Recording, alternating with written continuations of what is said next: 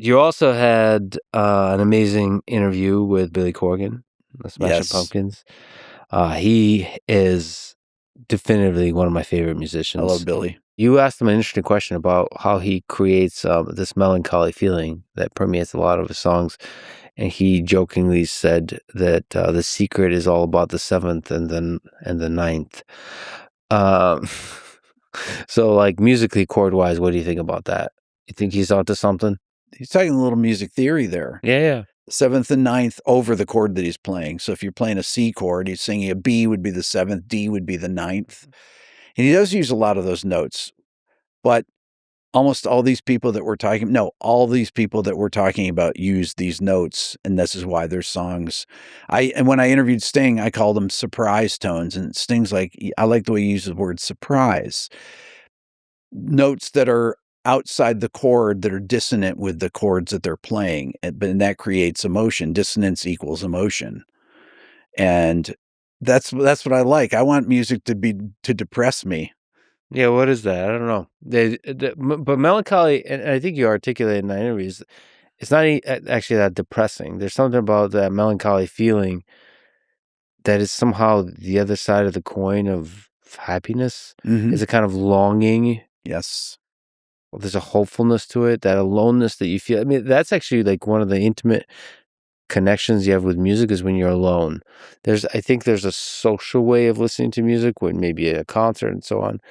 But there's nothing like you're alone in the car, driving, listening to like whatever it is, Bruce Springsteen. I think Louis C.K. has a bit about that. Was it Bruce Springsteen? But he sometimes has to pull over to the side of the road, just weep or something like this. It's just there's something about that. Sometimes a song just connects with you, and I don't know, nothing like a melancholy song could do that.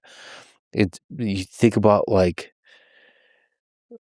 maybe things you regret or how life could have worked out. And sometimes it's not even about like it's not even real. It just connects something to in the soul, the uneasiness that we all feel, maybe the loneliness we all feel that underpins so much of the human condition. And it just connects with that. I don't know what that is. There's a Kurt Cobain lyric. It was on the In Utero record from the song Francis Farmer. The chorus part is, I miss the comfort of being sad.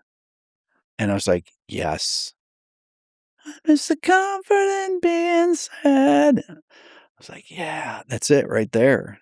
In terms of love songs, somehow I find powerful a kind of desperation. So like I've always connected with Pearl Jam's Black. Oh, Like amazing. that line.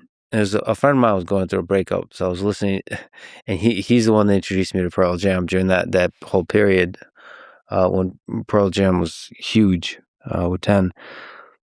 Is that line is someday You'll have a beautiful life. You know, someday you'll be a star in somebody else's sky. Why can't it be? Can it be mine? Yeah. Oh my God, that Yeah. blows me away. That's an amazing line. Why? Yeah. The delivery is incredible on it too. Eddie Vedder, one of the great frontmen of all time. Yes. And that whole period, that whole moment in history of Kurt Cobain and Eddie Vedder that was the 90s. That was one side of the 90s, that just this singular moment in history.